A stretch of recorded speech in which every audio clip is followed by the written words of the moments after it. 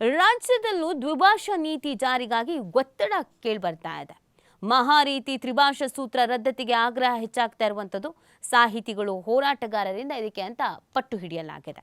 ತ್ರಿಭಾಷಾ ಸೂತ್ರಕ್ಕೆ ಮಹಾರಾಷ್ಟ್ರ ಸರ್ಕಾರ ಕೋಕೊಟ್ಟ ಬೆನ್ನಲ್ಲೇ ಕರ್ನಾಟಕದಲ್ಲೂ ಕೂಡ ತ್ರಿಭಾಷಾ ಸೂತ್ರ ಕೈಬಿಟ್ಟು ದ್ವಿಭಾಷಾ ನೀತಿ ಜಾರಿಗೊಳಿಸುವಂತೆ ರಾಜ್ಯ ಸರ್ಕಾರದ ಮೇಲೆ ಒತ್ತಡ ಹೆಚ್ಚಿಸೋಕೆ ಕನ್ನಡಪರ ಹೋರಾಟಗಾರರು ಸಾಹಿತಿಗಳು ಇದೀಗ ಮುಂದಾಗಿದ್ದಾರೆ. ತ್ರಿಭಾಷಾ ನೀತಿಯಿಂದ ರಾಜ್ಯದ ವಿದ್ಯಾರ್ಥಿಗಳಿಗೆ ಯಾವುದೇ ಅನುಕೂಲ ಆಗಿಲ್ಲ. ಇದು ಕೇಂದ್ರ ಸರ್ಕಾರದ ಹಿಂದಿ ಹೇರಿಕೆಯ ಒಂದು ಭಾಗ. ತ್ರಿಭಾಷಾ ನೀತಿಯಿಂದ ವಿದ್ಯಾರ್ಥಿಗಳು ಅನಿವಾರ್ಯವಾಗಿ ಮತ್ತೊಂದು ಭಾಷೆ ಕಲಿಬೇಕಾದಂತ ಒತ್ತಡಕ್ಕೆ ಸಿಲುಕ್ತಾ ಇದ್ದಾರೆ. ವಿಷಯ ಕಲಿಕೆಗೆ ಜ್ಞಾನ ಬೆಳೆಸೋಕೆ ಎರಡು ಭಾಷೆ ಸಾಕು ಅನ್ನುವಂಥ ವಿಚಾರವನ್ನು ಹೇಳ್ತಾ ಇದ್ದಾರೆ. ಇದಕ್ಕೆ ಸಂಬಂಧಪಟ್ಟಂತೆ ನಮ್ಮ ಸಿಎಂ ಸಿದ್ದರಾಮಯ್ಯನವರು ಕೂಡ ಒಂದು ಪ್ರತಿಕ್ರಿಯೆ ಕೊಟ್ಟಿದ್ದಾರೆ. ಅವ್ರು ಏನು ಹೇಳ್ತಿದ್ದಾರೆ ಅಂತಂದ್ರೆ, ಮಹಾರಾಷ್ಟ್ರದಲ್ಲಿ ದ್ವಿಭಾಷಾ ಶಿಕ್ಷಣಕ್ಕೆ ಅಷ್ಟು ವಿಚಾರ ಗಮನಕ್ಕೆ ಬಂದಿದೆ. ನಾವು ದ್ವಿಭಾಷಾ ಶಿಕ್ಷಣದ ಪರ ಇದ್ದೇವೆ. ಮೊದಲಿನಿಂದಲೂ ನಮ್ಮದು ದ್ವಿಭಾಷಾ ಶಿಕ್ಷಣ ವಾದನೆ ಇದೆ. ಈಗಲೂ ದ್ವಿಭಾಷಾ ಪ್ರದೇಶಗಳಲ್ಲಿ ಶಿಕ್ಷಣಕ್ಕೆ ನಾವು ಬದ್ಧ ಅಂತ ಸಿದ್ದರಾಮಯ್ಯನವರು ಕೂಡ ಹೇಳಿದ್ದಾರೆ. ಸೊ ಮಹಾರಾಷ್ಟ್ರ ತರ ನಾವು ಯಾಕೆ ಮಾಡಬಾರ್ದು, ನಾವು ಒಂದು ಹೋರಾಟವನ್ನು ಮಾಡಬೇಕು, ನಮ್ಮಲ್ಲೂ ಕೂಡ ಇದ್ರ ಬಗ್ಗೆ ಧ್ವನಿ ಎತ್ತುವಂಥದ್ದು ತುಂಬಾ ಸ್ಟ್ರಾಂಗ್ ಆಗಬೇಕು, ಆ ರೂಲ್ಸ್ ಇಲ್ಲೂ ಕೂಡ ಅಪ್ಲೈ ಆಗೋ ಥರ ನೋಡ್ಕೊಳ್ಬೇಕು ಅಂತ ಕನ್ನಡ ಪರ ಹೋರಾಟಗಾರರು ಮತ್ತು ಸಾಹಿತಿಗಳು ಮನವಿ ಮಾಡ್ಕೊಳ್ತಾ ಇದ್ದಾರೆ. ಯಾಕಂದ್ರೆ ಈ ಹಿಂದಿ ಹೇರಿಕೆ ಅನ್ನುವಂಥದ್ದು ಜಾಸ್ತಿ ಆಗ್ತಾ ಇದೆ. ಹಿಂದಿ ಏರಿಕೆಯನ್ನು ಮಾಡೋದ್ರಿಂದ ಏನು ಉಪಯೋಗ, ಈ ಪ್ರಶ್ನೆಗಳೆಲ್ಲ ನಡೆದಿತ್ತು, ಚರ್ಚೆಗಳೆಲ್ಲ ನಡೆದಿತ್ತು. ಸೊ ಹಾಗಾಗಿ ಮಹಾರಾಷ್ಟ್ರದಲ್ಲಿ ಆಗ್ತಾ ಇದ್ದ ಹಾಗೆಯೇ ನಮ್ಮಲ್ಲೂ ಆಗಬೇಕು ಅನ್ನುವಂಥ ಬೇಡಿಕೆ ಇದೆ.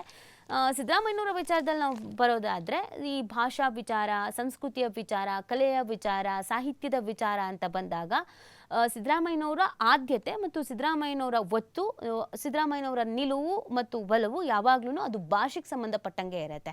ಭಾಷಾ ವಿಚಾರದಲ್ಲಿ ಸಾಕಷ್ಟು ರೀತಿಯಾದಂಥ ನಿರ್ಧಾರವನ್ನು ಸಿದ್ದರಾಮಯ್ಯನವರು ಈ ಹಿಂದೆ ಅಧಿಕಾರದಲ್ಲಿದ್ದಾಗಲೂ ಕೂಡ ತೆಗೆದುಕೊಂಡಿದ್ದಾರೆ. ಈಗಲೂ ತೆಗೆದುಕೊಳ್ಳಲೇಬೇಕು ಅನ್ನುವಂಥ ಒಂದು ಭರವಸೆ, ಒಂದು ಬೇಡಿಕೆಯನ್ನ ಇದೀಗ ಕನ್ನಡ ಪರ ಹೋರಾಟಗಾರರು ಸಿಎಂ ಮುಂದೆ ಇಡ್ತಾ ಇದ್ದಾರೆ. ಸಿಎಂ ಕೂಡ ಅದನ್ನೇ ಹೇಳಿದ್ರು, ನಾವು ಮೊದಲಿಂದಲೂ ಇದೇ ವಾದವನ್ನು ಮಾಡ್ಕೊಂಡು ಬಂದಿದ್ದೀವಿ, ಮೊದಲಿಂದಲೂ ನಮ್ಮ ನಿರ್ಧಾರ ಇದೇ ಇದೆ, ಇದಕ್ಕೆ ನಾವು ಯಾವಾಗಲೂ ಬದ್ಧವಾಗಿರ್ತೀವಿ ಅಂತ ಹೇಳಿದ್ದಾರೆ. ಮೇ ಬಿ ಇದಕ್ಕೆ ಸಂಬಂಧಪಟ್ಟಂತೆ ಹೋರಾಟ ಕರ್ನಾಟಕದಲ್ಲೂ ಕೂಡ, ನಮ್ಮ ರಾಜ್ಯದಲ್ಲೂ ಕೂಡ ಹೆಚ್ಚಾಗಬಹುದು. ಅಲ್ಲಿ ಸಿಕ್ಕಂತ ಗೆಲುವು ನಮ್ಮಲ್ಲೂ ಸಿಗ್ಲಿ ಅನ್ನುವಂಥ ಬಯಕೆ, ಹಾರೈಕೆ, ಹರಕೆ ಪ್ರತಿಯೊಬ್ಬರಿಗೂ ಇದೆ. ಯಾಕಂದ್ರೆ ಇತ್ತೀಚೆಗೆ ಭಾಷಾ ಅಭಿಮಾನವನ್ನ ಪ್ರತಿಯೊಬ್ಬರು ಮನೇಲೂ ಮಕ್ಕಳಿಗೆ ಹೇಳ್ಕೊಡ್ಬೇಕಾದಂಥ ಪರಿಸ್ಥಿತಿ ಇದೆ.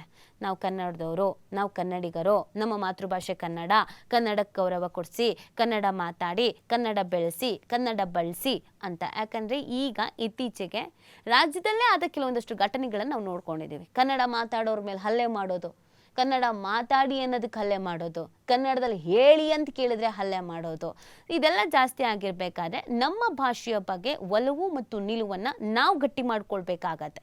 ಸೊ ಹಾಗಾಗಿ ಈ ದ್ವಿಭಾಷಾ ನೀತಿ ಜಾರಿಗೆ ಬರೋದು ಸೂಕ್ತ ಅಂತ ಅನಿಸ್ತಾ ಇದೆ. ಇನ್ನು ಮುಂದಿನ ಸುದ್ದಿ ಯಾವುದಿದೆ ಅಂತ ಗಮನಿಸೋದಾದ್ರೆ, ಇದು ರಾಜ್ಯದಾದ್ಯಂತ ಸಿಕ್ಕಾಪಟ್ಟೆ ಚರ್ಚೆಗೆ ಕಾರಣವಾಗಿದ್ದಂಥ ಸುದ್ದಿ. ಹಾಸನದಲ್ಲಿ ಸಾಕಷ್ಟು ಹೃದಯಾಘಾತ ಆಗ್ತಾ ಇರುವಂಥದ್ದು. ಸುಮಾರು ದಿನಗಳಲ್ಲಿ, ನಾವು 40 ದಿನಗಳಲ್ಲಿ ಸುಮಾರು 22 ಹಾರ್ಟ್ ಅಟ್ಯಾಕ್ ಕೇಸಸ್ಗಳಾಗಿದೆ.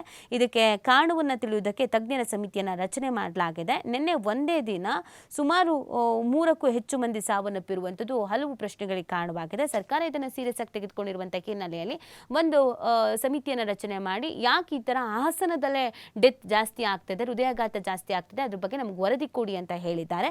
ತಜ್ಞರು ಕೂಡ ಈ ಬಗ್ಗೆ ಕಳವಳ ವ್ಯಕ್ತಪಡಿಸಿದ್ದಾರೆ. ಹಾಸನ ಜಿಲ್ಲೆಯಲ್ಲಿ ಹೃದಯಾಘಾತ ಹೆಚ್ಚಿದಂಥ ವಿಚಾರ ಗಮನಕ್ಕೆ ಬಂದಿದೆ, ಅದರ ಬಗ್ಗೆ ಪರಿಶೀಲನೆಯನ್ನು ನಡೆಸ್ತೀವಿ, ಹೃದಯಾಘಾತ ಹೆಚ್ಚಾಗೋಕೆ ಕಾರಣ ಏನು ಎಂಬುದಕ್ಕೆ ತಜ್ಞರ ಮುಖಾಂತರವಾಗಿ ಮಾಹಿತಿಯನ್ನು ತರಿಸ್ಕೊಳ್ತೇವೆ, ಅದರ ನಿಯಂತ್ರಣಕ್ಕೆ ಸೂಕ್ತ ಕ್ರಮವನ್ನು ಕೈಗೊಳ್ತೀವಿ ಅಂತ ಸಿಎಂ ಕೂಡ ಹೇಳಿದ್ದಾರೆ. ಆದಷ್ಟು ಬೇಗ ಇದಕ್ಕೆ ಮಾಹಿತಿ ಸಿಗಲಿ.